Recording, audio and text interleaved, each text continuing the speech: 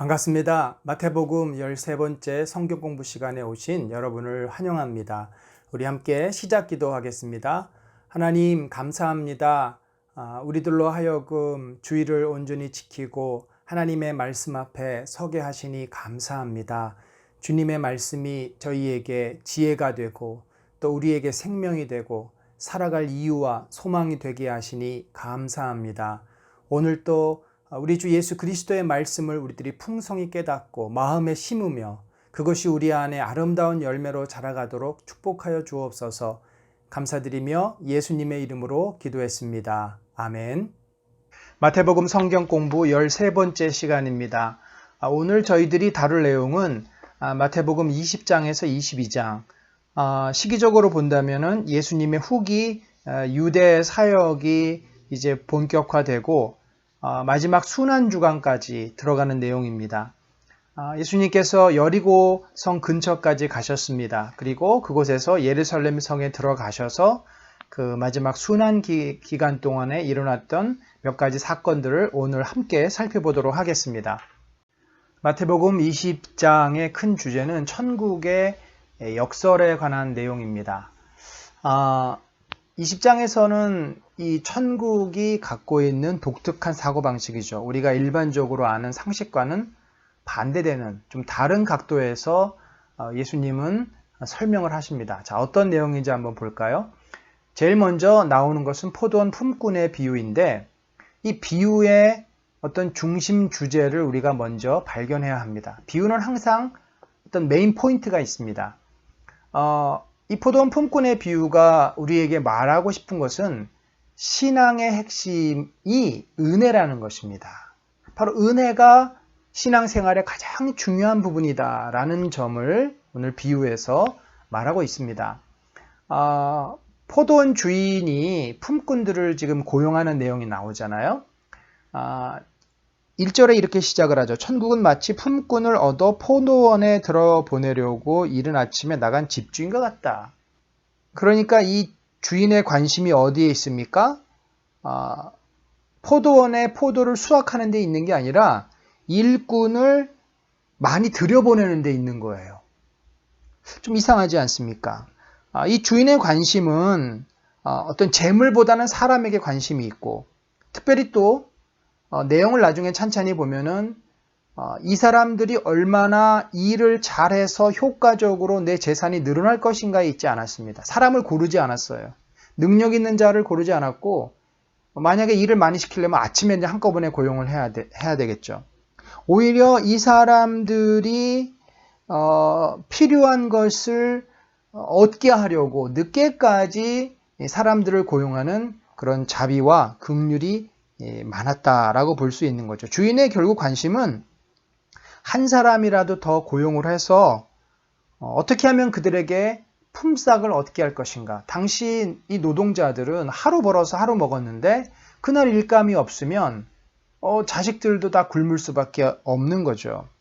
이런 참 딱한 상황을 이 농장 주인은 잘 알았기 때문에 어떻게 하면 한 사람이라도 더 자기 농장에서 일하게 할 것인가가 관심이었어요. 그래서 아침에 일찍 나가가지고 일꾼들을 다 데리고 왔으면 사실은 더 이상 일꾼이 필요가 없습니다. 그런데 무려 4번이나 시장을 계속 왔다 갔다 하면서 놀고 있는, 일을 못하고 공치는 사람들이 있나 찾아보고 있으면 또 데리고 들어오고 있으면 또 데리고 들어오고 그러니까 마지막 끝나기 마감 1시간 전에도 사람을 데리고 오는 그런 그 주인의 마음은 바로 자비의 마음이다 하는 것을 알게 됩니다. 아침에 일찍 들어와서 열심히 일을 하던 일꾼들이 마감 1시간 전에 들어온 사람들이 나중에 보니까 한 데나리온을 받는 겁니다. 그러면서 이 사람들이 그렇게 생각한 거죠. 야, 저 사람 1시간밖에 일 안 했는데 한 데나리온을 얻었네? 야, 그러면 우리는 얼마를 받는 거야? 라고 생각을 하고 있었는데 아니 나중에 보니까 주인이 자기들도 한 데나리온을 주는 것이 아니겠습니까?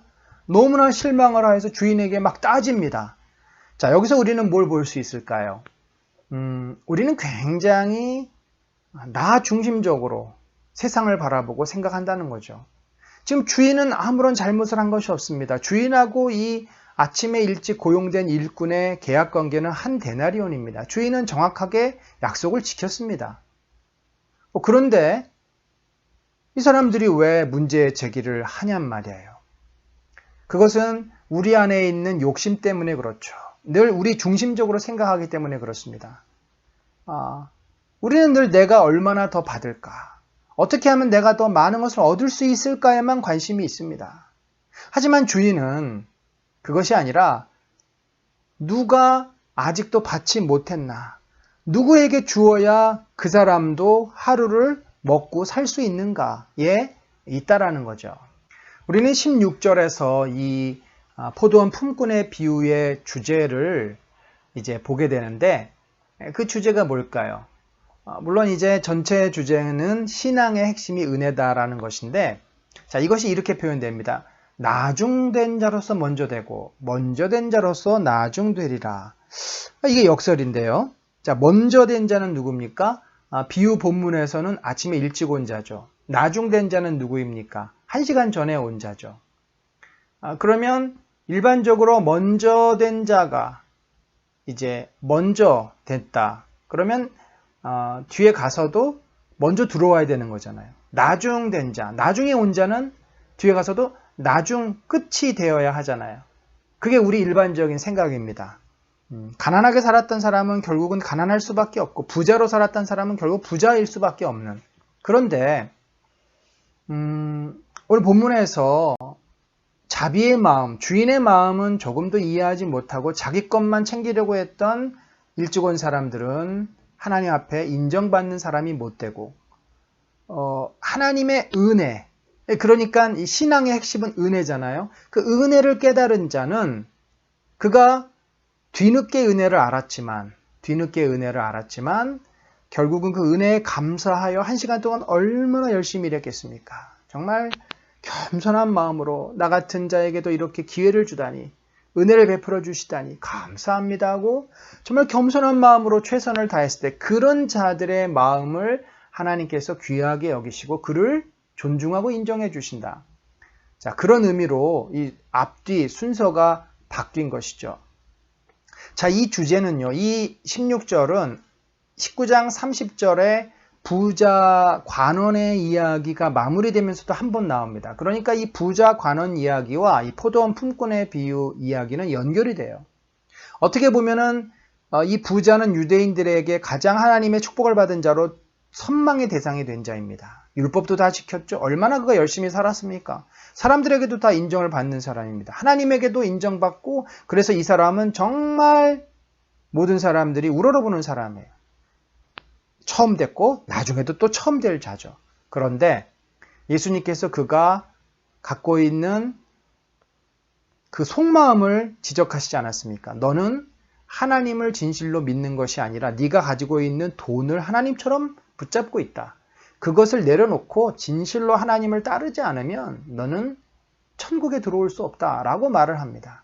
그러니까 부자는 겉으로 볼 때는 처음 된 자였지만 이 하나님의 나라 안에서는, 예수님의 시각 안에서는 나중된 자라는 것입니다. 그는 가난한 자들에게 자비와 은혜를 베풀 수 있는 마음이 없어요. 그런데 오늘 본문에 이 아버지의 마음을 받아들이고 은혜를 받은 자는 비록 그가 보잘것없고 아무도 그를 부르지 않을 만큼 왜 안 불렀겠어요? 왜 5시까지 일꾼으로 쓰임을 못 받았겠어요? 뭐 호리호리하고 약하게 생겼고 딱 봐서 일 잘하지 못할 만큼 그런 문제가 있는 사람 아니겠어요? 약간 다리를 전다든지 손이 불편하다든지. 그래서 결국은 가장 낮은 자요, 처지는 자요, 그런 자이지만 하나님께서는 그런 자를 귀한 은혜의 자리로 인도하신다라고 하는 말이죠. 이것이 천국의 질서다라고 예수님께서 말씀하고 계시는 것입니다. 자, 우리가 이제 역설을 또 다른 사건에서 발견을 합니다. 예수님께서 이제 이 포도원 품꾼 비유를 마치시고 여리고 성에서 예루살렘 쪽으로 올라가십니다. 여리고는 예루살렘 그 성에 비해서는 낮은 곳에 있죠. 요단강가에 있습니다, 여러분. 그래서 예루살렘 성으로 가려면은 언덕을 몇 개 올라가야 돼요. 높은 해발 약 한 700여 미터에 있는 이 감람산을 넘어서 예루살렘 성이 있습니다. 자, 올라가면서 그 길에 힘든 길이잖아요. 그러면서 저 예루살렘을 바라보면서 예수님이 이제 마지막으로 예루살렘 올라가시고 이제 일주일 후면 예수님이 십자가에 죽으십니다. 자, 그 마지막 이 예수님의 발걸음이 얼마나 무거우셨겠어요. 그래서 제자들에게 자신이 이제 저 예루살렘 성에 들어가면은 핍박을 받고 십자가에 죽게 될 것이다. 그리고는 너희가 믿을 수 없겠지만 3일 만에 다시 살아날 것이다. 이 놀라운 어떤 이 우리가 알고 있는 복음의 핵심을 제자들에게 이게 이제 세 번째예요. 앞에서 미리 2번 말씀해 주셨고 세 번째로 말씀을 하십니다. 자, 그러면 뭐 저와 여러분 같으면 어떻겠어요? 뭐 어떻긴 어떻겠습니까? 제자들보다 더 못하겠죠. 제자들이 좀 선생님 정말 꼭 그 길을 가셔야 됩니까? 꼭 그런 일이 있어야 됩니까? 라고 안타까워하고 그럼 어떻게 하면 좋겠습니까? 하면서 마음도 아파하고 뭔가 이 예수님의 비통한 마음, 무거운 마음에 좀 같이 공감하고 힘을 보태야 되는데 이거는 무슨 힘은 보태기는커녕 아직까지도 자신들의 어떤 그 떡고물이 주어질까에 관심이 있으니 거기다가 정말 황당한 또 치맛바람까지 일어납니다. 여러분 왜 이 부모들이 그 좋은 직업, 집 다 버리고 떠나는 자식들을 왜 안 말렸겠어요? 생각해 보세요. 여러분 우리가 꼭 뭐 이것이 제자가 되는 것이 신학교에 가고 선교사가 되는 거라고 말할 수는 없지만 어떤 자기의 그 일상화된 삶을 내려놓고 좀 보장되지 않은 어떤 길을 갈 때 그 길이 무슨 직업을 바꾼다든지 어떤 길이든지 간에 하나님의 뜻에 의해서 보장되지 않은 길을 갈 때 온 가족들이 다 말리지 않았겠어요? 그때 결정적으로 이 반대를 무마시켰던 말이 있어요. 어머니, 아버지, 예수님을 따라가면요 나중에 예수님이 예루살렘 성에 입성하셔서 로마 이 권세를 몰아내실 때 아니 저한테 큰 상급이 주어진다니까요. 그때 제가 나라의 이 2번째, 3번째 가는 그 위치에 올라갈지도 몰라요. 뭐 그런 말로 이 가족들을 설득하지 않았겠습니까? 제자들 마음속에는 예수님께서 권력을 잡으셨을 때 얻게 될 보상에 대한 기대감들이 아주 충만해 있었습니다. 그래서 예수님께서 자신의 십자가의 죽으심을 그토록 얘기했음에도 불구하고 그것이 들리지가 않는 거죠. 이제 그 길에 아마도 어느 시점에 이 야고보와 요한의 어머니가 따라왔던 것 같아요. 아무래도 이 6월절 기간이니까 가족들도 6월절을 지키기 위해서 예루살렘으로 오지 않았겠습니까? 갈릴리에 있는 가족들이 다 예루살렘으로 올라온 거죠. 자, 그러다가 예수님을 보고서 이 요한의 어머니가 나아가서 부탁을 하려고 하니까 예수께서 뭘 원하느냐, 무슨 부탁이 있느냐라고 물어보시니까 뭐 주저없이 그의 어머니가 나의 이 2 아들을 주의 나라에서 하나는 주의 우편에 하나는 주의 좌편에 앉게 하소서. 이게 무슨 말이에요? 예수님, 나중에 왕이 되시면은 우리 아들들 지금까지 얼마나 예수님을 위해서 헌신하며 따라다녔습니까? 얼마나 예수님 위해서 아이들이 수고했어요. 예수님이 우리 아이들에게도 큰 상급을 좀 주세요. 큰 권세를 주세요. 어머니의 마음 당연히 이해가 됩니다만 정말 천국을 잘못 이해해도 한참 잘못 이해한 내용입니다. 예수님께서 얼마나 억장이 무너지셨겠습니까? 아니 이제 며칠 후면 예수님이 고난을 받아야 되시는데 여전히 제자들은 자기들이 얻게 될 그 자리, 자기들이 얻게 될 그 이 세상의 권세 이런 데 관심이 있으니 정말 예수님 마음이 참 아프셨을 것 같아요. 그러면서 그들이 그 잘못된 생각을 이제 다시 한번 또 가르쳐 주시는데, 뭐라고 말씀을 하시냐면 22절에 너희는 너희가 구하는 것을 알지 못하는도다. 그러니까 하나님 나라를 정말 오해하고 있구나. 너희는 나를 따르면은 영광을 얻고 부귀 영화를 누릴 것으로 생각하는데 전혀 그렇지 않다. 내가 마시려는 잔을 너희가 마실 수 있느냐? 자, 여기서 잔은 무엇을 말합니까? 바로 진노의 잔. 진노의 잔은 심판을 말합니다. 그러니까 예수님 스스로는 전혀 하나님의 진노의 잔, 심판을 받을 이유가 없는 분이에요. 근데 왜 예수님께서 이 진노의 잔, 심판을 받으셔야만 합니까? 바로 온 인류, 우리들의 죄를 대신 짊어지시기 위해서잖아요.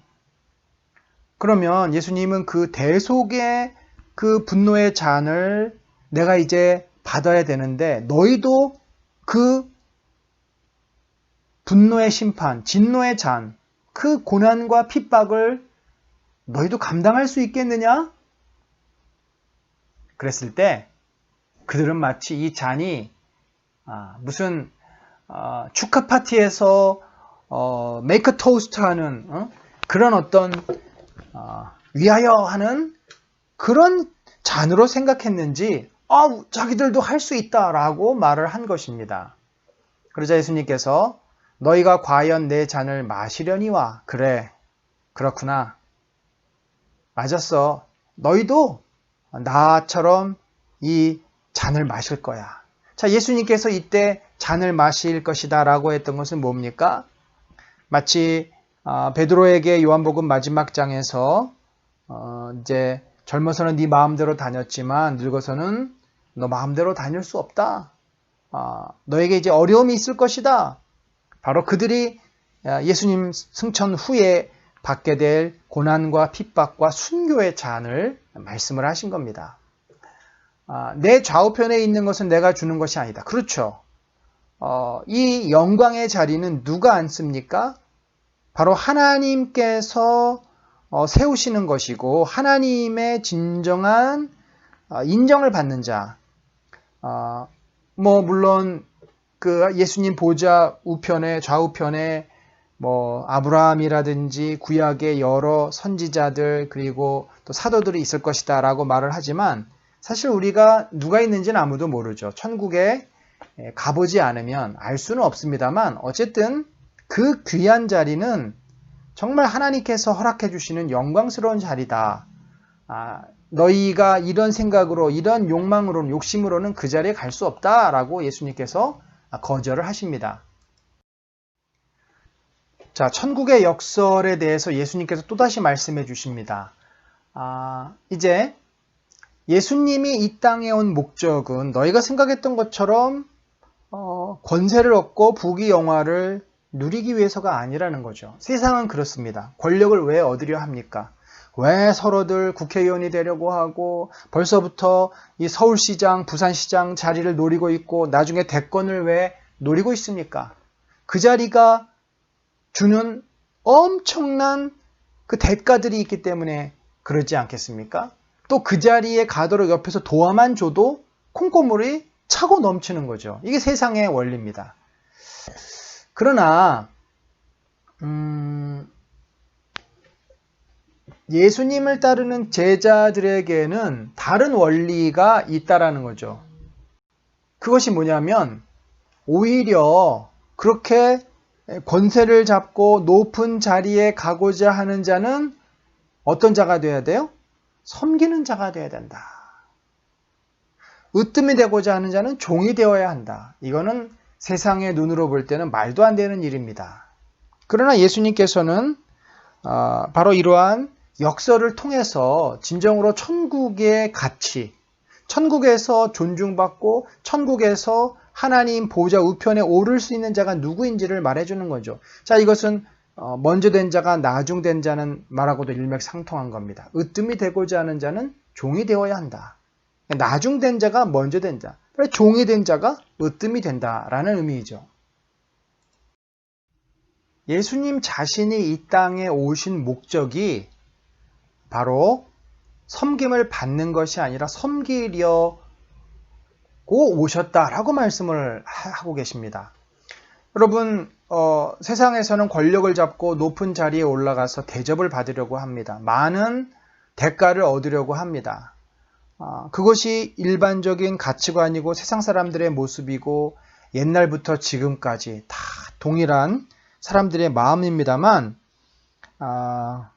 그래서 사람들은 뭘 추구해요? 돈과 또 돈으로 권력을 사고 더 많은 그 권력이 돈을 또 갖게 되고 이런 것들을 추구하고 또 그것을 원하고 있습니다.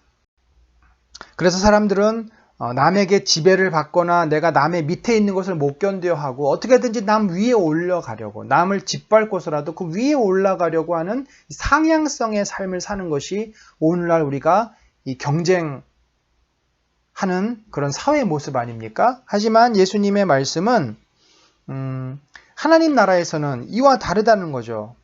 오히려 겸손하게 내가 위에 있더라도 겸손하게 아랫사람들을 섬기는 그런 삶이 바로 예수님의 모습이라는 것입니다. 이러한 삶을 우리는 하향성의 삶이다.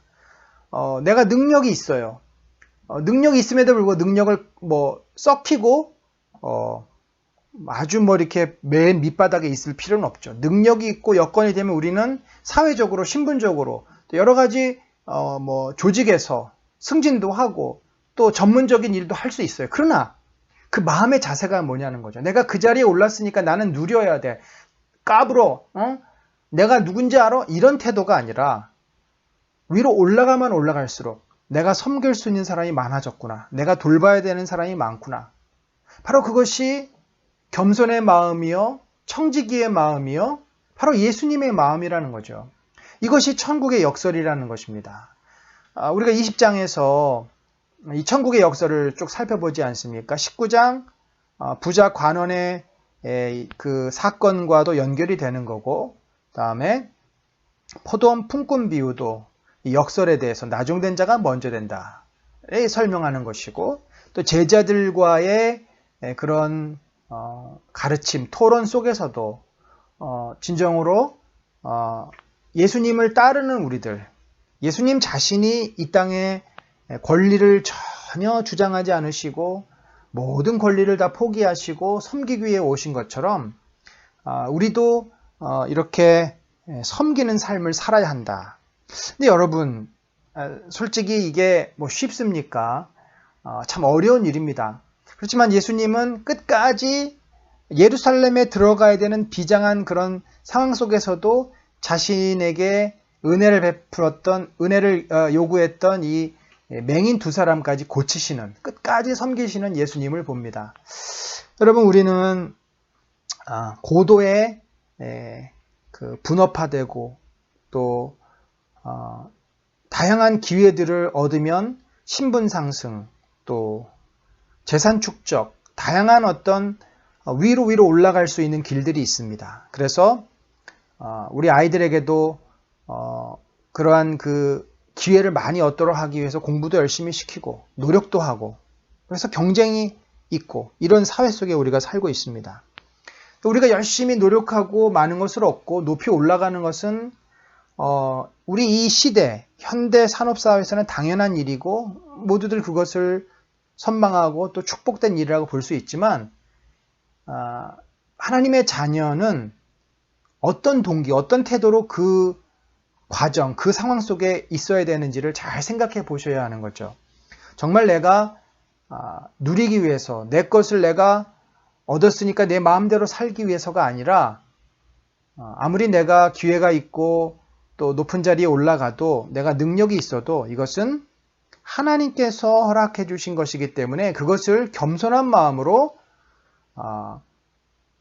내 주변에 있는 사람들, 나의 도움이 필요한 사람들, 바로 이게 포도원 주인의 마음 아니겠습니까? 포도원 주인은 포도를 많이, 농사를 많이 지어서 돈을 모으고 싶은 마음이 없었겠어요? 충분히 그럴 수 있었지만 포도원 주인의 마음에 관심은 어디에 있었어요? 하루 일 못해서 굶고 있는 그 사람의 그 안타까운 상황을 본 거죠.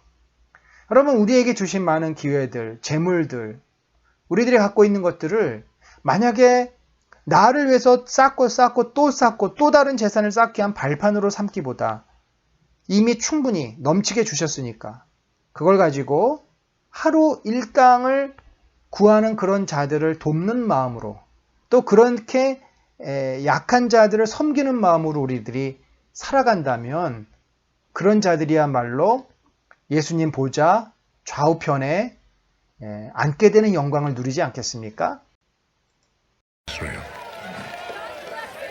Jesus found a donkey and rode on it, just as the scripture says. Do not be afraid, city of Zion. Here comes your king, riding on a young donkey.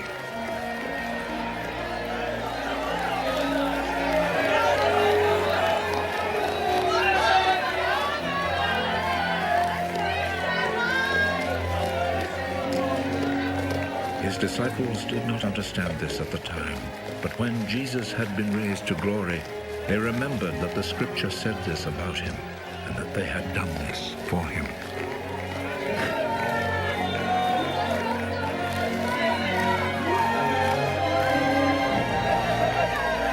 The people who had been with Jesus when he called Lazarus out of the grave and raised him from death had reported what had happened. That was why the crowd met him, because they heard he had performed this miracle. The Pharisees then said to one another, You see, we are not succeeding at all. Look, the whole world is following him. 예수님께서 예루살렘 성에 입성하는 장면 잘 보셨습니까? 사람들이 대대적인 환영을 합니다. 호산나 다윗의 자손이여 하면서 이제 종려나무 가지를 깔아주고, 그런데 우리들이 이제 나중에 알게 되지만 이 사람들이 결국 예수를 십자가에 못 박으쇼라고 소리 지르는 폭도들이 되었다는 것을 기억해야 합니다. 자, 마태는 예수님께서 진정한 메시아로 오셨음을 어떻게 증명하냐면 바로 스가랴서 9장 9절을 그대로 인용을 합니다. 요약을 해서 인용을 하죠. 시온의 딸에게 내 왕이 내게 임하나니 겸손하여 나귀 곧 멍에 매는 짐승의 새끼를 탔도다. 그대로 스가랴 선지자의 예언처럼 바로 메시아는 오신 것이다. 예수 그리스도가 그 메시아다라고 이제 마태가 강조를 합니다.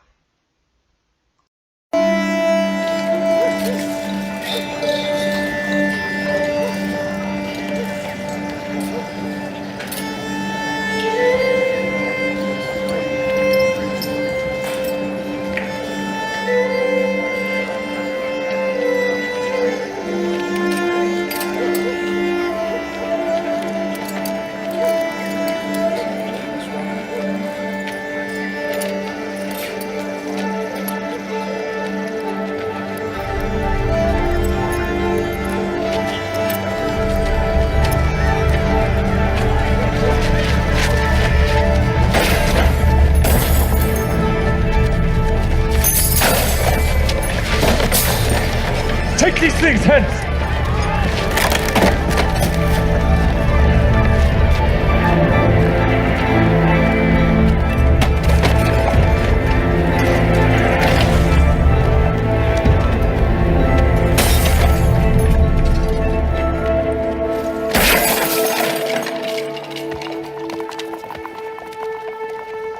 Make not my father's house an house of merchandise.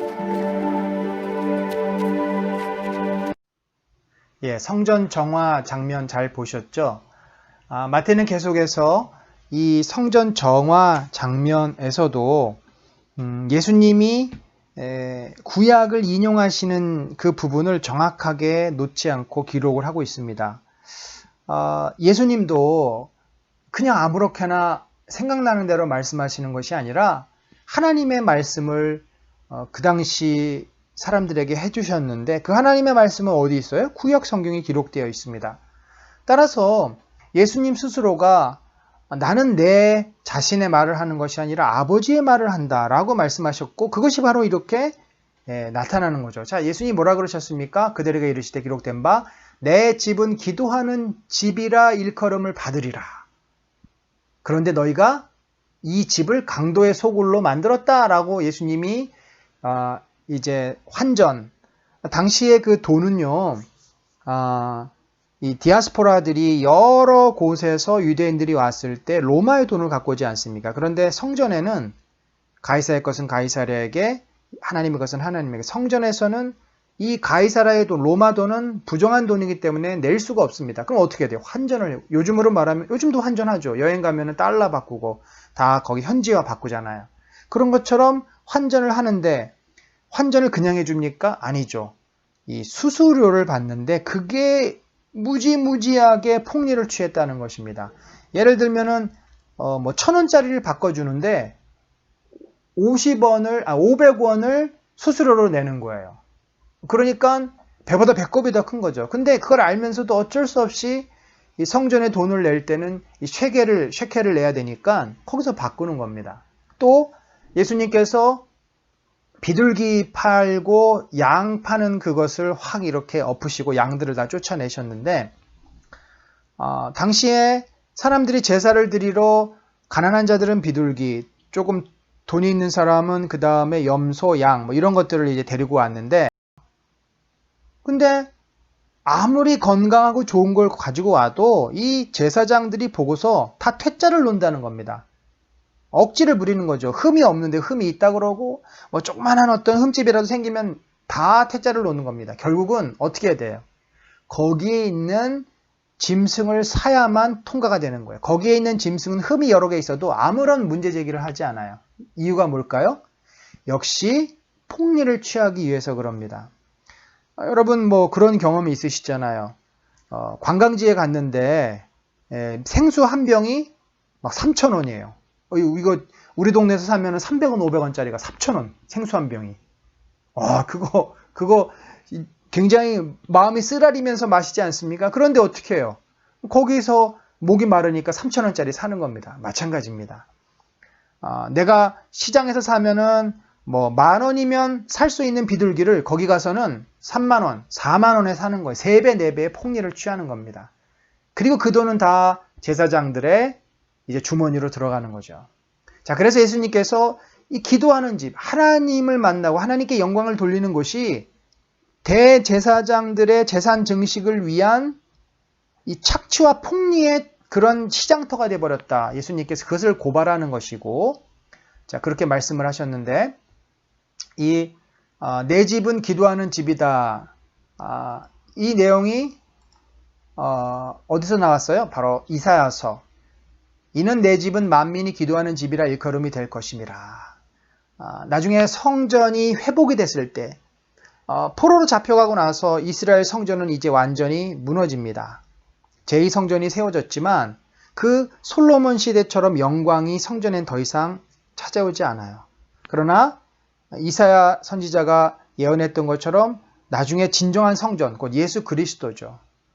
그 성전이 회복되면은 그 성전에서 기도하는 그런 은혜가 있게 될 것이다 라고 말을 하는 거고요. 그 다음에 두 번째, 너희는 강도의 소굴을 만드시는도다. 이건 뭐예요? 만드는도다. 예레미야서 7장 11절에 보니까 이 집이 너희 눈에는 도둑의 소굴로 보이느냐 보라, 내가 곧 내가 그것을 보았노라. 예.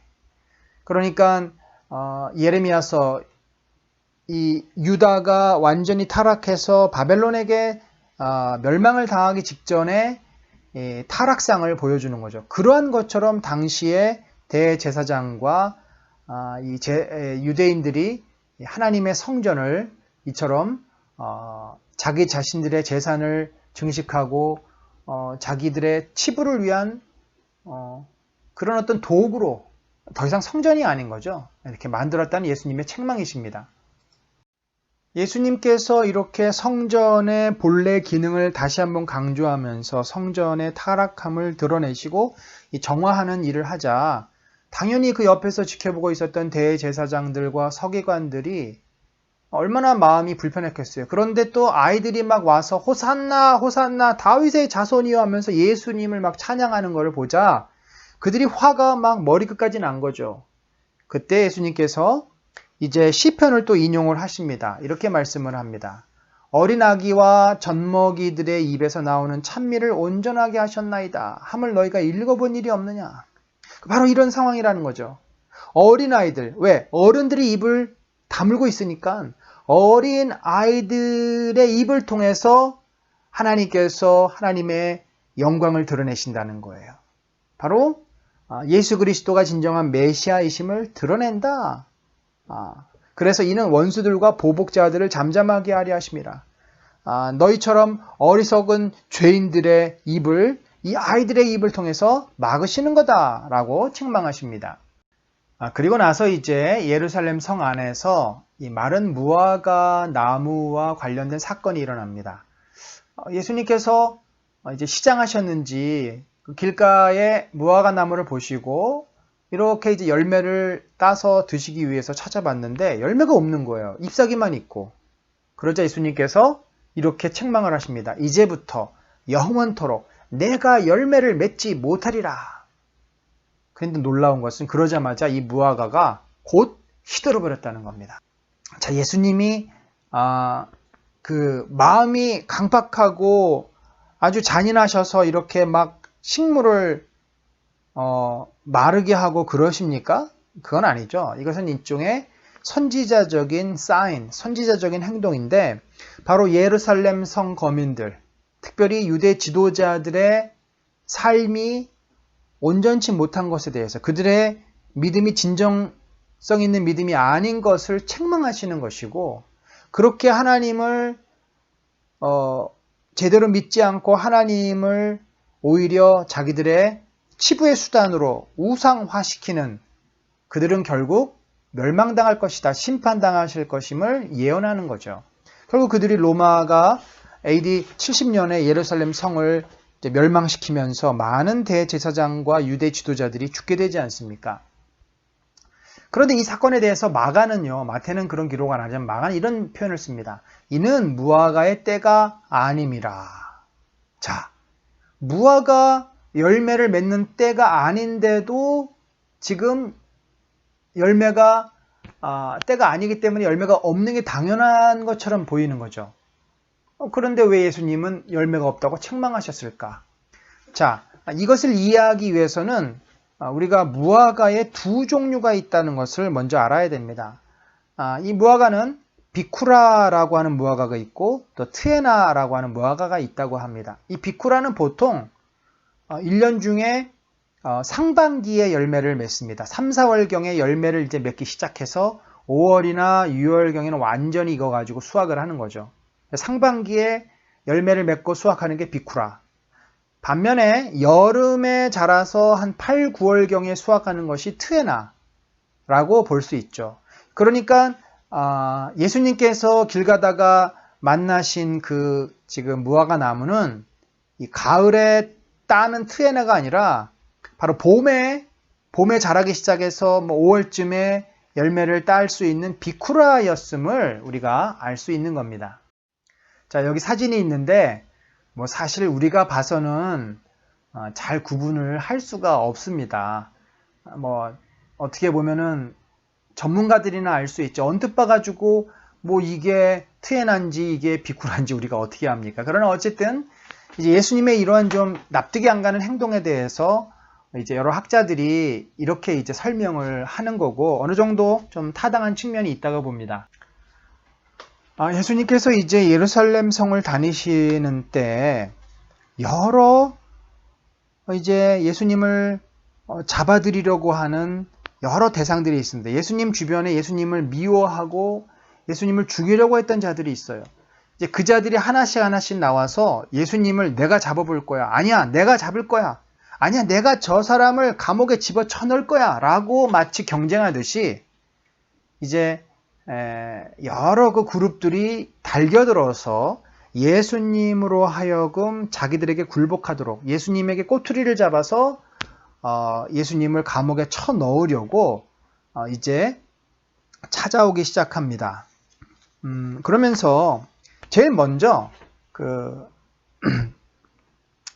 아무래도 이제 대제사장들, 서기관들, 바리새인들이겠죠. 그들이 예수님께서 성전에 가르치고 계시니까 그렇게 이야기를 하는 거예요. 아니, 너는 도대체 무슨 권위로 누가 권세를 줘서 여기서 가르치느냐.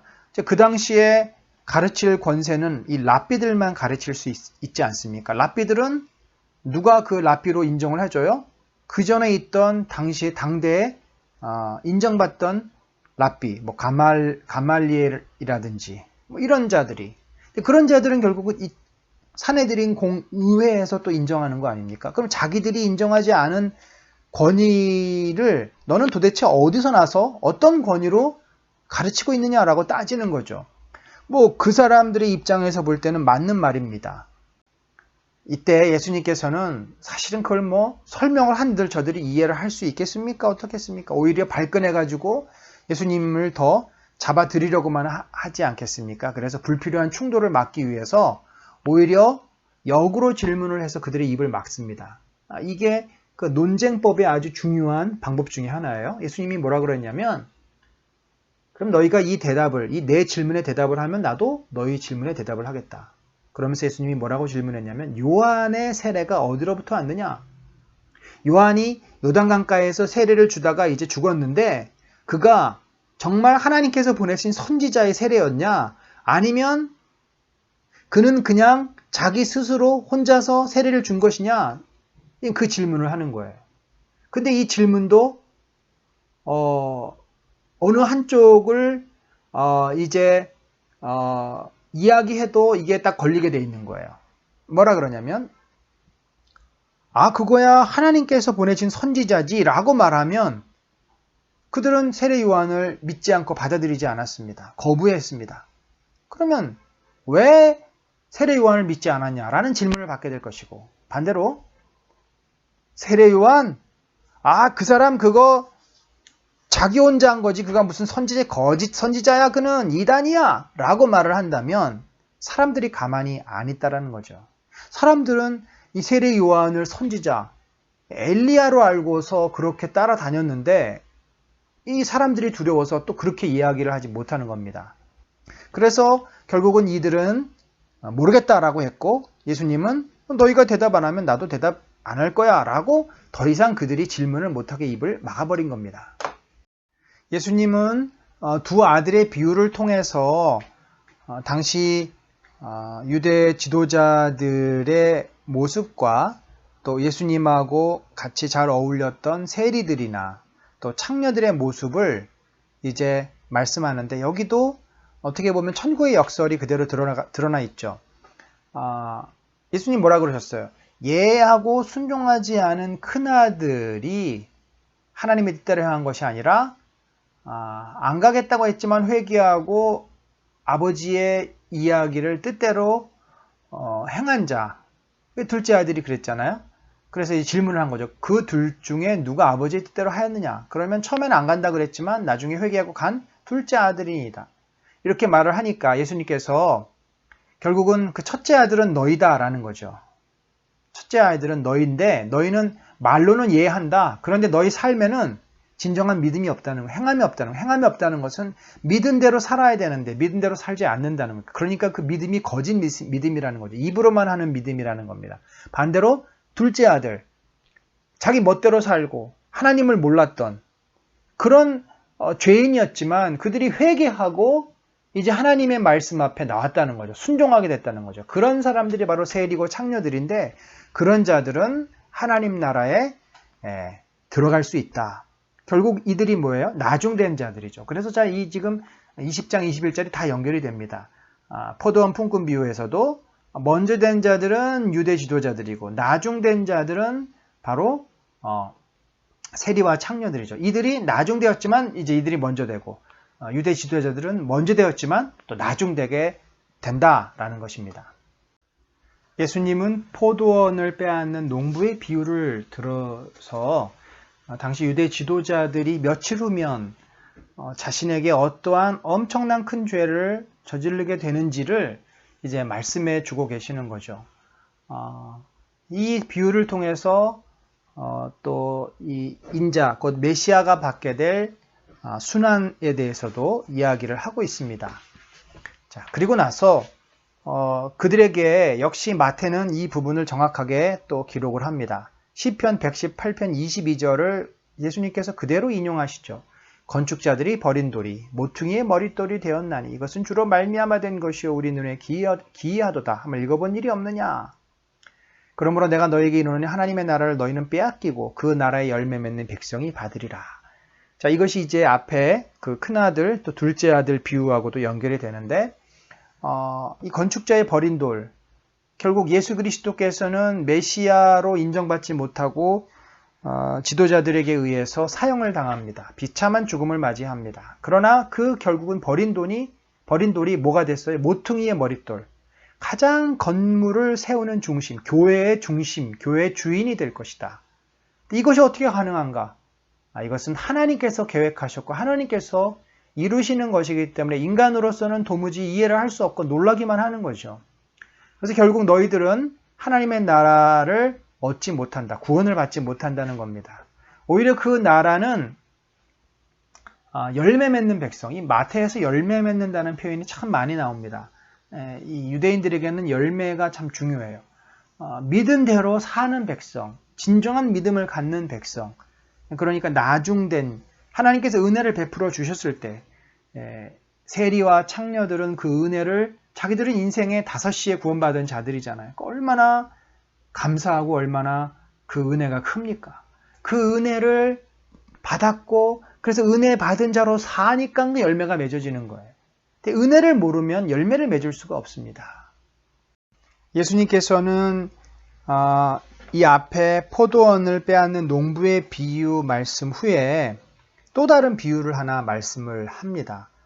물론 이제 그 사이에 여러 말씀들이 있으셨겠지만 마태가 이것을 연결하는 거죠. 사실은 같은 그 내용이 이어진다고 봅니다.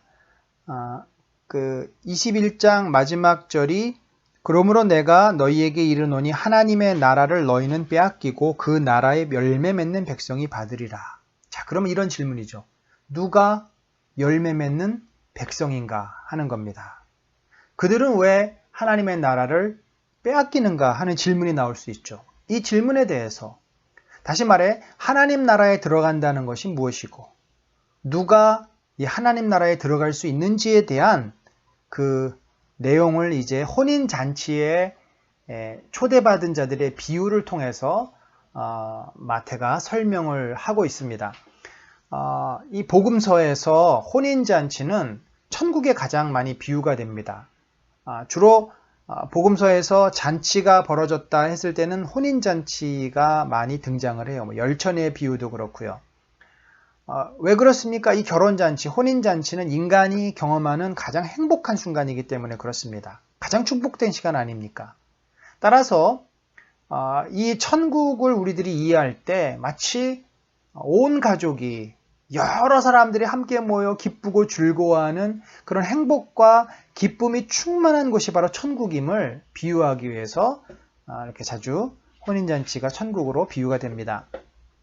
그런데 오늘 본문에 보니까 잔치를 왕이 보통 큰 잔치가 아니에요. 왕이 잔치를 준비한 거니까 아주 어마어마한 잔치입니다. 그래서 소위 그 나라에 이름께나 있는 사람들, 방귀깨나 뀌는 사람들의 명단을 다 이제 모아서 그 사람들에게 종들이 초청장을 다 보냈겠죠. 그런데 이 워낙 좀 있는 사람들, 좀 잘 사는 사람들, 권세가 있는 사람들은 뭐예요? 나 바쁜데, 나 이거 해야 되는데, 저거 해야 되는데, 다 자기 스케줄이 있는 겁니다. 다 자기 계획들이 있는 거예요. 그래서 왕이 초청장을 보냈음에도 불구하고 이러저런 이유를 대면서 안 간 겁니다. 심지어 어떤 일이 있었냐면 왕의 그 신하들이 가서 이제 정중하게 초청을 했음에도 불구하고 그 신하들을 때리고 잡아서 죽인 겁니다. 자, 그러자 이 왕이 화가 났겠어요? 안 났겠어요? 자기들에게 호의를 베풀어서 초청을 한 건데 그 신하들을 우습게 여기고 죽였다는 얘기는 뭐예요? 자기를 우습게 여긴다는 말이죠. 고대 시대에 이 대사, 메신저죠. 왕이 보낸 그 대리인을 만약에 모욕을 줬다든지 함부로 대하면 그것은 곧 전쟁을 선포하는 거나 마찬가지인 거예요. 그래서 전쟁을 선포한 거니까 이제 왕은 군대를 보내가지고 그 악한 자들을 다 처단하고 그 마을을 쑥대밭을 만든 겁니다. 이것이 그 당시에 고대 근동의 질서였어요. 여러분, 우리는 이 첫 번째 비유 앞부분에서 뭘 발견할 수 있습니까? 구약의 역사를 보게 되는 거죠. 하나님께서는 구약 이스라엘 백성에게 구원의 은혜를 베풀어 주셨어요. 여러 번의 기회를 걸쳐서 아브라함을 택하시고 출애굽을 시키신 후에도 광야와 가나안 땅이라고 하는 그 다른 환경이지만 각각 그곳에서 하나님을 아버지로 섬기는 하나님의 자녀가 되고 백성이 되는 기회를 주셨어요. 그런데 소위 있는 사람들, 지도자들은 그 하나님의 초청을 거부합니다. 유대 왕들 가운데 최초의 왕이었던 사울 역시 하나님의 초청을 받아들이지 못합니다. 다윗과 솔로몬, 그 외에 솔로몬의 자녀들부터 수많은 왕들, 수많은 제사장들, 수많은 지도자들이 초청을 받아들이지 못합니다. 결국 유다 역사 마지막 부분에 하나님이 이스라엘 역사 속에서는 아수르를, 유다 역사 속에서는 바벨론을 들어서 그들을 심판하셨던 구약이 바로 이 비유의 앞부분이다라고 볼 수 있습니다. 자, 그러면 이제 잔치의 뒷부분이에요. 그들이 다 거절하고 안 오니까 이 주인이 뭐라 그랬냐면 왕이 얘들아, 그러면 이제 길거리에 나가서 그냥 아무나 다 데리고 와. 뭐 행색이 초라하거나 또 껄렁껄렁하거나 악한 자거나 착해 보이는 자거나 아무 상관이 없으니까 다 잔치에 초청을 해. 자, 이것은 뭡니까? 바로 신약시대입니다. 신약시대에는 유대인들 입장에서 이방인들은 악한 자예요. 그들은 개 같은 자들이고 심판을 받아야 될 자들이었습니다. 그런데 예수님은 신약시대에 유대인뿐만 아니라 이방인에게도 복음을 전하셨고 이제 핵심 인물로 바울을 택하셨습니다. 그래서 그 사람들이 교회로 이제 들어오기 시작을 한 거예요. 바로 신약시대에는 교회를 통해서 구원의 은혜가 예루살렘부터 시작해서 사마리아와 또 유다와 또 이제 아시아와 이 유럽에까지 이제 퍼져나간 거죠. 그런데 여기 하나 아주 의미심장한 구절이 나옵니다. 이 잔치에서 왕이 드디어 이제 그 모습을 보이고 어떻게 보면 잔치의 이제 핵심, 이제 본격적으로 잔치가 시작되는 순간인데 왕이 보니까 예복을 입지 않은 자가 있어서 그는 쫓겨난다. 그는 이 잔치에 참여할 수가 없는 거예요.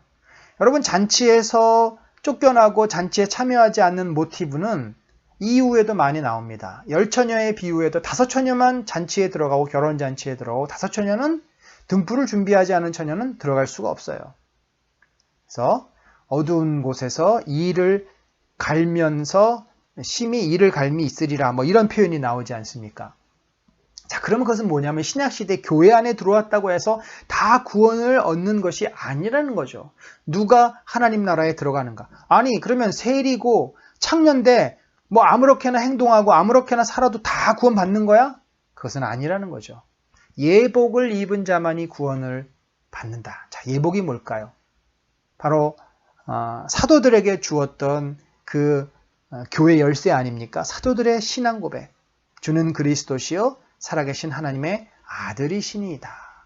이 구원의 원리와 교리에 대해서는 사도 바울이 누누이 설명합니다. 로마서에서, 갈라디아에서 진정으로 믿는 것이 무엇이고 믿음 우리가 어떻게 변해야 되고 믿음으로 말미암는 열매, 믿음으로 말미암는 삶과 의를, 이 구원의 도리를 우리는 서신서를 통해서 더 명확하게 알게 되는데, 한마디로 교회 안에 다 들어왔다고 해서 구원을 받는다라고 볼 수 없는 거죠. 이 대목에서 우리는 긴장해야 되는 겁니다. 여러분, 우리가 교회에서 직분을 맡고 있다고, 내가 교회 출석했다고 다 100% 도장 꽝 찍어가지고 내가 무슨 짓을 하고 아무렇게나 살아도 난 구원 받았어. 그러니까 이제부터 내가 좀 내 하고 싶은 대로 할 거야. 그거가 아니라는 거죠. 진정으로 구원받은 사람은요, 그렇게 할 수가 없어요. 내 마음대로 할 거야는 뭐냐면은 나 앞으로 죄 질 거야인데, 구원받은 자는 죄가 이상하게 싫어져요. 죄가 미워요. 죄를 짓고 싶지 않아요. 어쩔 수 없이 죄를 저도 짓는 거지, 내가 원해서 죄가 즐거워서 짓는 사람은 그것은 구원받았는지에 대해서 다시 한번 근본적으로 고민해 봐야 되는 부분이에요. 내가 미처 죄를 알지 못해서, 깨닫지 못해서 죄는 지을 수 있어요. 그러나 알고서도 그것이 싫지 않고 좋다. 나는 포기 못해. 계속 죄를 질 거야. 이거는 정말 구원을 받았는지, 아니면 구원을 받았지만 너무나 아직도 연약한 신앙인의 상태에 머물러 있는 것이라고 볼 수밖에 없는 겁니다. 자, 이제 본격적으로 예수님을 이제 위험에 빠뜨리려고, 예수님을 잡아들이려고 이 올무를 던지기 시작합니다. 함정을 놓기 시작해요. 제일 먼저 등장한 사람들이 가장 발빠르고 어디서나 다 등장하는 감초 같은 이 바리새인들과 참 특이한 사람들이 등장하는데 바로 헤롯 당원들이에요. 여러분, 이 바리새인들과 헤롯 당원은 상극입니다. 상극. 바리새인들은 헤롯 당원을 이방인 취급해요. 그렇지만 이들이 예수님을 잡기 위해서 서로 동맹을 맺은 겁니다. 얼마나 참 간사한 사람들입니까? 자, 이제 이들이 어떤 질문을 하냐면 이제 가이사에게 세를 바치는 것이 가하니까 불가하니까 라고 질문을 합니다. 자, 이게 무슨 말일까요? 만약에 예수님께서 가이사에게 로마 황제에게 당연히 세금을 바쳐야지 라고 말을 한다면 누가 발끈하면서 들고 일어서냐면 바리새인들이 이제 올무를 놓습니다. 아니, 그러면 당신은 이방인을 왕으로 섬겨도 된다는 말이요? 그것은 이 사내들인 법정에 고발을 하면 잡혀갈 수 있는 건이라는 거죠. 자, 그러면 예수님 만약 그렇게 대답하지 않으시고 가이사에게 세금을?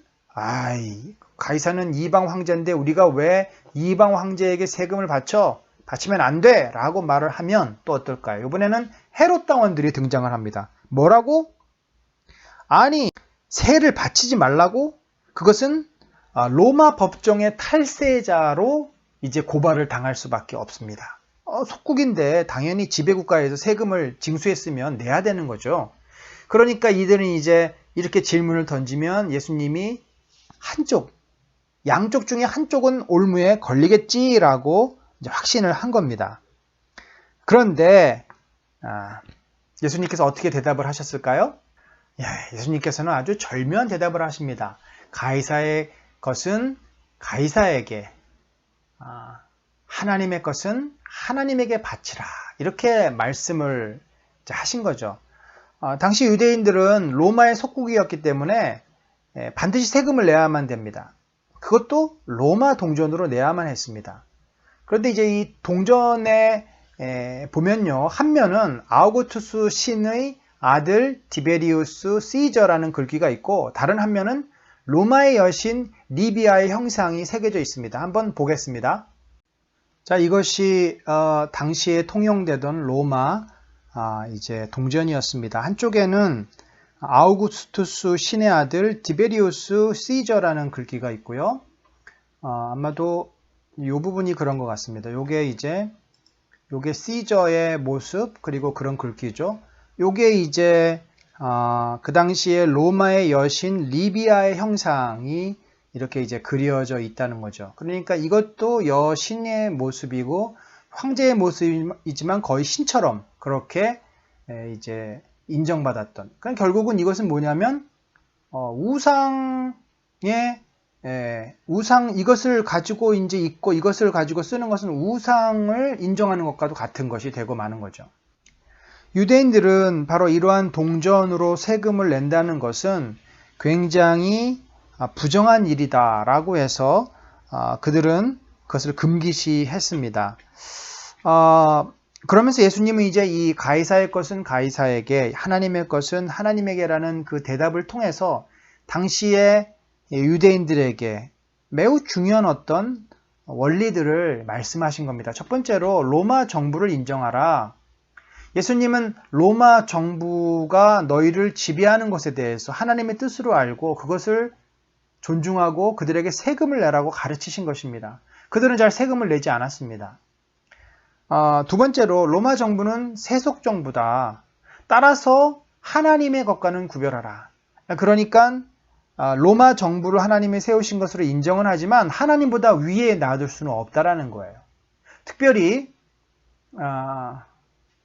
세금을 낼 때는 이 부정한 로마 돈으로 내지만 그러나 하나님께 성전세를 낼 때는 당연히 거룩한 돈으로 내야 된다. 그 당시에 유대인들이 취했던 이 거룩의 개념을 그대로 받아들이시는 거죠. 그런데 이 하나님의 것은 하나님께 드려라라는 말 속에는 이런 의미도 숨겨져 있습니다. 하나님께는 너희가 이 세금만 드리는 것이 아니라 하나님께 마땅히 드려야 될 모든 의무들을 다 해야 된다. 사실 이 바리새인들이 고르반 그래놓고 고르반 하면은 원래 하나님께 갖다 바친다고 말을 한 거죠. 고르반 그러면 이거 하나님께 드릴 거야. 그래놓고 실제는 어떻게 했어요? 안 드립니다. 자기 부모가 야 그거 참 좋다. 너 그 모자 어디서 났냐? 그거 한번 내가 쓰면 안 되냐 했을 때 아버지 이거 고르반이에요. 이거 성전에 갖다가 바칠 거예요. 아마도 제사장들이 아마 써야 될 것 같아요. 그런데 그들이 하지 않았다는 거죠. 그 외에 하나님께 마땅히 들어야 될 의무들이 얼마나 많습니까? 하나님을 진정으로 사랑해야 돼요. 그런데 그들은 말만 하지 진실로 하나님께 온전한 헌신을 하지 않은 거죠. 어찌 보면 예수님을 올무에 빠뜨리려고 했지만 예수님은 로마의 세금도 잘 내지 않는 바리새인들 뿐만 아니라 하나님에게 온전히 헌신하지 않는 그들의 거짓과 위선을 정확하게 지적을 하시고 너희나 이런 문제들로부터 이런 문제들을 해결하라 라고 말씀을 하고 계시는 겁니다. 다음으로 사두개인들이 예수님의 이제 올무를 놓기 위해서 다가왔는데 사두개인들은 누굽니까? 사두개인들은요 바리새인들과 늘 갈등 관계에 있었던 사람들인데 이들은 굉장한 현실주의자들로서 모든 이 정치 권력을 장악한 귀족 집단이라고 할 수 있겠습니다. 사실은 이들은 영적인 거나 영원이라든지 영생이라든지 부활, 천사 이런 걸 믿지 않았어요. 하나님을 정치 권력의 수단으로 생각한 거죠. 그래서 그 사내들인 공의회 회원 가운데 대다수가 이 사두개파고 사두개파들은 권력과 돈을 장악한 그런 사람들입니다. 우리가 잘 아는 그 가야바 같은 대제사장이 바로 사두개파 사람들인 거죠. 따라서 이들은 예수님과 그 제자들을 신흥 정치 세력으로 그렇게 이제 파악을 하고 이 예수님에게 이제 딴지를 걸기 위해서 이 부활의 모순점을 평소에 알고 있던 문제점을 가지고 질문을 한 겁니다. 예수님께서는 이 부활을 현실의 연장선으로 이해하고 있는 사두개인들의 그 어리석음과 모순을 이제 말씀합니다. 너희가 성경도 하나님의 능력도 알지 못하고 오해했다. 부활의 때에는 여러분 예수님이 뭐라고 그러셨냐면 장가도 아니가고 시집도 아니가고 하늘에 있는 천사들과 같다. 자, 이게 무슨 말일까요? 분명한 것은 우리의 존재가 부활을 통해서 이제 완성됩니다. 이 땅에 있는 이런 육신, 세포가 이제 생성되고 사라지고 소멸되는 그런 제한된 육신이 아니라 천사와 같이 영적인 존재지만 그러나 또 지금과는 또 다른 차원에서의 완전한 부활 존재가 되는데 그 특징이 뭐냐면 이 땅에서의 똑같은 삶을 살지 않는다는 겁니다. 가정이라는 것이 없다라는 거죠. 또 이곳에서 하는 일을 똑같이 한다고도 볼 수 없습니다. 왜냐하면 가정이 없기 때문에 가정이 없다는 얘기는 국가도 없고 어떤 사회활동도 하지 않고 그러면 천국에서의 어떤 부활한 이후에는 그곳에서 하는 어떤 무언가가 있겠죠. 예수님이 또 누가 내 가족이고 누가 내 누이고 누가 내 형제냐 하나님의 뜻대로 하는 자들이 내 가족이요 내 형제요 내 자매다라고 말씀을 했는데 결국 우리가 부활을 해서 하나님 나라에 가면은 모든 그 하나님 나라에 들어오게 된 그 사람들이 완전한 부활체가 돼서 마치 거대한 한 가족 공동체처럼 하나님을 중심으로 온전한 새로운 세계를 이제 경험하고 세상을 열게 될 것이라는 추측을 우리가 하는 거고, 그런 어떤 모습들을 계시록을 통해서 이제 언뜻 우리가 볼 수 있게 되는 겁니다. 마지막으로 율법사가 와서 질문을 합니다. 선생님이요, 율법 중에 어느 계명이 크니까? 율법에 대해서는 자신 있는 사람이 없으니까 예수님이 제대로 율법을 말하고 있는가? 그랬더니 예수님께서 아주 중요하게 내 마음을 다하고 목숨을 다하고 뜻을 다하여. 이게 어디예요?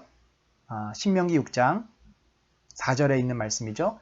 주 너의 하나님을 사랑하라 하셨으니 이것이 크고 첫째 되는 계명이요. 둘째는 그와 같으니 내 이웃을 내 몸과 같이 사랑하라 하셨으니 이 두 계명이 온 율법과 선지자의 강령이니라. 예수님께서는 정확하게 온 율법, 곧 구약의 모세오경, 선지서를 말하죠. 보통 율법과 선지자 그러면 구약을 다 총괄하는 내용입니다. 그러니까 하나님을 사랑하고 내 이웃을 내 몸처럼 사랑하라고 하는 것이 구약 성경의 가장 중요한 계명이다. 예수님은 정확하게 구약의 핵심을 두 마디로 요약을 하셨습니다. 여러분, 우리도 이 예수님의 요약판, 이 말씀을 우리 마음속에 새겨야 되지 않겠습니까? 정말 내가 하나님을 사랑하고 내 이웃을 내 몸처럼 사랑하고 있는지. 이것은 예수님께서도 제자들에게도 또 말씀하신 거잖아요. 서로 사랑하라, 서로 사랑하라. 사랑에 대해서 예수님이 굉장히 강조하셨습니다. 그래서 우리가 우리 자신에게 늘 질문해야 됩니다. 내가 정말 하나님을 사랑하고 있나? 내가 정말 나를 귀하게 여기는 것처럼 내 가족을, 내 이웃을 그렇게 귀하게 여기고 있나? 우리가 그 삶을 살고 있다면 우리는 하나님의 가장 중요한 말씀을 순종하며 살고 있다. 또 그렇게 잘 안 돼도 되려고 노력하고 애쓰고 있다면 그 말씀대로 살려고 우리는 노력하고 있는 그런 모습이죠. 예수님께서는 유대 지도자들이 계속해서 이제 고소를 해오자 더 이상 예수님을 괴롭히지 못하도록 그들의 입을 막는 질문을 합니다. 자, 그 질문이 뭐냐면 예수님께서 시편 110편 1절을 인용하세요. 그러면서 거기서 그 시편에 뭐라고 되어 있냐면 이렇게 되어 있어요. 그러면 다윗이 성령에 감동하여 어찌 그리스도를 주라 칭하여 말하되 주께서 내 주께 이르시되 내가 내 원수를 내 발 아래 둘 때까지 내 우편에 앉았으라 하셨도다 하였느냐? 다윗이 그리스도를 주라 칭하였은즉 어찌 그의 자손이 되겠느냐? 라고 질문을 한 겁니다. 이게 무슨 말인가? 자, 다윗 하면 누구예요? 유대인들에게는 최고의 인물이요, 하나님께서 아브라함, 모세 다음에 그들이 추앙하는, 그래서 다윗의 자손 중에 메시아가 온다라고 할 만큼 다윗은 그들에게 있어서는 정말 하나님은 아니지만 메시아도 같은 존재라 이렇게 생각할 수 있는데, 근데 그가 분명히 후손 중에 메시아가 오는데 다윗의 자손이 메시아잖아요. 그 다윗의 자손, 그리스도는 메시아라는 말입니다. 이 메시아를 주라고 시편에서 말했다라는 거죠. 주라 칭하여서, 주는 Lord라는 말이잖아요. 아도나이, 주님이라는 말입니다. 하나님을 부를 때 엘로힘이라고 하지 않고 아도나이라고 부릅니다. 엘로힘은 하나님의 이름인데 야훼, 여호와 그렇게 안 하고 아도나이라고 부릅니다. 그러면 왜 후손인데 주라고 했느냐라는 표현이에요. 자, 우리가 시편 110편을 한번 봅시다. 1편. 주께서 내 주께 이르시되, 이 파란색 주는 뭐예요? 하나님입니다. 하나님께서 내 주께 이르시되, 지금 다윗이 말하는 거예요.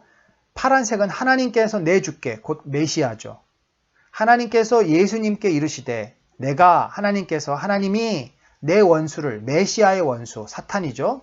내 발 아래 둘 때까지, 발 아래 둔다는 것은 완전 제압한다는 말이에요. 하나님께서는 예수님이 예수님의 원수를 완전 제압할 때까지 어디에 앉았으라라고 하셨냐면 내 우편에 앉았으라. 내 우편은 하나님 우편에 앉았으라. 이 앉다라는 말이 야샵이라는 말인데 이것은 통치하다는 말이에요. 그래서 이것을 고린도전서 15장 24절에 또 바울이 인용을 하는데 여기 앉았으라는 말 대신에 통치하다라는 말을 씁니다. 바실레이아라는 말을 쓰는데 그게 바로 킹덤이에요. reign이라고 또 번역이 됩니다. 그래서 이 말은 하나님께서 예수 그리스도가 이제 완전히 세상을 통치하고 다스릴까지, 그러니까 사탄을 제압할 때까지 하나님 보좌 우편에서 세상을 통치하고 다스릴 것이다 라고 하는 내용을 다윗이 예언적으로 고백한 건데, 뭐 그 당시 유대인들이 이것을 알 리가 없죠. 이것을 질문하시면 그들이 대답을 도무지 알지 못하는 거거든요. 그러자 더 이상 그들은 예수님을 귀찮게 하지 않고 더 이상 예수님에게 질문을 하지 않습니다. 자, 여러분, 우리가 이제 20장, 21장, 22장, 이게 뭐냐면은 예수님께서 마지막 이제 순환주간을 지내시기 위해서 여리고에 오셨다가 그 올라오는 길목, 그리고 예루살렘 성에 들어가서 그 초기에, 그러니까 일주일 중에 뭐 월화 정도쯤 요때 경험했던 지금 내용을 기록하고 있는데, 가만히 보면요, 지금 예수님은 십자가를 지시기 위해서 마지막 그 사역의 방점을 찍기 위해서 예루살렘으로 들어가는 무거운 발걸음인데, 도대체 예수님을 돕는 자들이 없습니다. 제자들은 자기들 이제 앞으로 얻게 될 그 보상에 더 관심이 많이 있었고, 자기들의 성공만 생각하는 거죠. 예수님이 어떻게 되는지 관심도 없고 엉뚱한 생각만 하고 있는 거예요. 예수님의 마음을 조금도 이해하지 못하고 공감은커녕 계속 헛다리만 지금 짚고 있습니다. 반면에 또 사람들은 환영해줬지만 그 환영의 목소리가 결국 자기를 향해서 비수처럼 꽂히리라는 것을 예수님이 아셨습니다. 그리고 유대 지도자들은 예수님을 잡기 위해서 혈안이 돼가지고 말도 안 되는 질문들을 하면서 계속 예수님을 괴롭힙니다. 자, 여러분, 이게 당시 제자들, 사람들, 지도자들의 모습이에요. 어느 누구도 예수님의 마음을 조금이라도 이해하고 예수님과 함께 그 십자가의 길, 고난의 길을 걸으려고 했던 자들은 아무도 없습니다. 기득권자들은 자기들의 기득권에 조금이라도 스크래치가 갈까봐 예수님을 죽이려고 했고, 기득권을 얻지 못했던 제자들, 아무것도 누리지 못했고 또 일확천금을 꿈꾸던 제자들은 예수님을 이용해서 예수님에게 빌붙어서 어떻게 하면 그들도 기득권을 좀 얻어볼까, 여기에 관심이 있었다라는 거죠. 사람들 역시 마찬가지입니다. 제자들하고 같은 거예요. 저희가 메시아로 와서 이제 우리에게 새로운 세상이 열리겠다. 우리에게 정말 우리가 이제 못 살고 힘들던 것에서 벗어나겠다. 기대감들이 잔뜩 있었습니다. 여러분, 예수님을 따른다라고 하는 것이 뭘까요? 지금 마태는 계속해서 우리에게 뭘 말해주고 있습니까? 여러분, 혹시 이 세 그룹 중에 우리는 어디에 속했을까요? 정말 예수님의 마음, 그것은 포도원 품꾼의 비유에서 나온 아버지의 마음입니다. 나중된 자, 5시에 또 아직도 일거리를 찾지 못한 자들을 긍휼히 여기는 아버지의 마음을 품는 것이 바로 예수님의 마음을 품는 것인데, 우리가 그 마음을 품고 이 시대를 살아간다면 우리는 주님의 제자로서 살 수 있는 거지만, 여전히 지금 내가 누리지 못한 기득권을 나도 어떻게 하면 얻을까, 예수님에게 이제 그 의지해서 예수님의 힘을 빌어서 내가 어떻게 하면 좀 더 잘 살까, 어떻게 하면 좀 더 성공할까, 여기에 관심을 갖고 있다면 여전히 우리는 헛방을 치고 있는 거죠. 여전히 우리는 예수님의 마음을 알지 못하고 하나님 아버지의 마음을 알지 못하는 것입니다. 자, 여러분, 좀 우리가 이제 다음 주 정도면 예수님의 십자가를 다루게 될 텐데, 한번 이번 주간에 그런 고민을 해보십시다. 과연 나는 예수님을 잘 따르고 있는가? 예수님의 마음을 품고 있는가? 예수님의 고난과 그 십자가의 길을 조금이라도 이해하고 내가 또 공감하면서 그렇게 살고 있나? 아니면 제자들처럼 여전히 나의 성공, 나의 보상만을 위해서 살고 있는지 한번 돌아보는 한 주간이 되었으면 좋겠습니다. 오늘 성경 공부 마무리하겠습니다. 우리는 마태복음 20장부터 22장까지 천국의 역설에 관한 예수님의 가르침과 또 비유를 같이 살펴보았습니다. 예수님께서는 제자들에게 일관되게 말씀하셨습니다. 너희가 나를 따르려면 세상의 가치관을 내려놓고 천국 백성으로 하나님께서 너희에게 주신 새로운 가치관, 새로운 생각과 태도를 품어야 된다. 그것이 무엇입니까? 오늘 포도나무 품꾼의 비유에서 나온 하나님의 은혜를 품은 삶입니다. 하나님 아버지의 자비를 배우는 삶입니다. 그것은 바로 나중된 자가 먼저 되는 원리죠. 세상에서는 먼저 된 자가 끝까지 먼저 됩니다. 그리고 높이 올라가야 모든 것을 갖고 누립니다. 그래서 사람들이 계속 위로 올라가려고 그렇게 애를 쓰고 경쟁을 하고 노력을 합니다. 하지만 하나님 나라에서는 어떻습니까? 나중된 자, 은혜로 하나님의 사랑, 자비를 받은 자가, 그래서 하나님을 온전히 겸손히 섬기는 자가 존중을 받게 되고, 또 올라가려고 길을 쓰고 애를 쓰는 게 아니라 자신에게 주어진 하나님의 축복과 모든 기회들을 가지고 낮은 데로 내려가는 자, 곧 남의 종이 되는 자, 섬기는 자가 진정으로 위에 있는 자다. 진정으로 으뜸된 자다. 하나님이 인정해 주시고 예수님의 동역자가 되고 예수님의 모습을 닮은 사람이다 함을 말씀해 주고 있습니다. 늘 그렇지만 예수 그리스도를 따르는 제자의 삶이 결코 쉽지 않습니다. 그렇기 때문에 오늘도 우리가 이 말씀을 마음에 새기고 또 우리가 그것을 붙잡고 기도하고 또 오늘 하루의 삶에서 여러분의 가정에서 또 여러분의 직장에서 또 어디서나 우리가 섬기는 자로서 겸손한 자로서 아버지의 자비와 긍휼의 마음을 품은 자로서 살기 위해 또 노력하고 애쓰는 우리가 돼야 할 줄로 압니다. 그런 복된 삶이 우리 사랑하는 은혜 나는 공동체 모든 성도들에게 늘 풍성하게 넘치시기를 간절히 바랍니다. 잠깐 기도하고 마무리합니다. 하나님 감사합니다. 오늘 또 마태복음 말씀을 통해서 주의 마음을 우리가 풍성히 품게 하여 주옵소서. 낮아지고 겸손히 섬기는 우리 주님의 종된 모습 우리도 닮아 이 땅에서 그렇게 살 때 주님이 우리를 얼마나 귀하게 여기시고 주님이 우리를 얼마나 존귀하게 대하시겠습니까? 그런 축복과 은혜가 우리 모두에게 날마다 풍성히 넘치게 하여 주옵시고 한 주간 살 때에도 코로나의 위협에서 또 여러 사단의 세력과 시험에서 또 예상치 못한 문제들 속에서 우리를 보호하시고 또 주 안에서 우리가 기뻐하며 감사하며 복된 한 주간이 되도록 인도하여 주옵소서. 모든 말씀 예수님의 이름으로 기도드렸습니다. 아멘. 한 주간 우리 주 안에서 승리합시다.